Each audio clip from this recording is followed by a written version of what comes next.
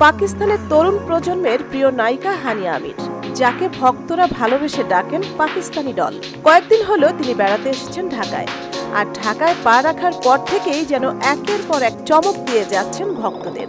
বৃহস্পতিবার সকালে ঢাকায় পৌঁছান হানিয়া আমির। সেই মুহূর্ত থেকেই তার সফর নিয়ে ভক্তদের কৌতূহল যেন শেষই হচ্ছে না।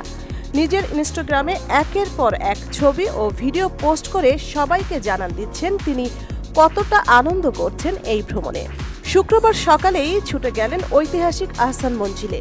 শুধু ভ্রমণ নয়, সেখানে জনপ্রিয় কন্টেন্ট ক্রিয়েটর রাফসান দা ছোট ভাইয়ের সঙ্গে ব্লগও শুট করলেন তিনি। ঢাকার রিকশায় চড়ে ঘুরলেন, আবার খেয়ে ফেললেন ফুচকা আর ঝালমুড়ি। সেই দৃশ্য পোস্ট হতেই মুহূর্তে ভাইরাল।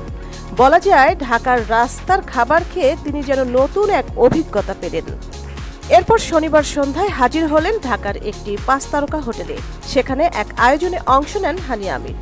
আর সেই অনুষ্ঠানের মঞ্চেই ঘটে গেল জমজমাট এক মুহূর্ত। উপস্থাপক শৌমিক আহমেদ প্রশ্ন করলেন, শাহরুখ খান নাকি শাকিব খান, কাকে বেশি পছন্দ করেন? মিষ্টি হেসে হানিয়া উত্তর দিলেন চমকপ্রদ, আমার মনে হয় তোমরা শাকিব খানকে অনেক ভালোবাসো, তাই আমারও পছন্দ শাকিব খান। আর সেই জবাব শুনেই হাততালিতে মুখরিত হয়ে উঠল পুরো অনুষ্ঠান স্থল। অল্প সময়ের মধ্যেই হানিয়া পাকিস্তানি সিনেমার আর নাটকে নিজের জায়গা তৈরি করেছেন, কিন্তু এবার দেখা গেল তিনি বাংলাদেশের দর্শকদেরও মন জয় করে নিয়েছেন মাত্র কয়েকদিনের সফরে।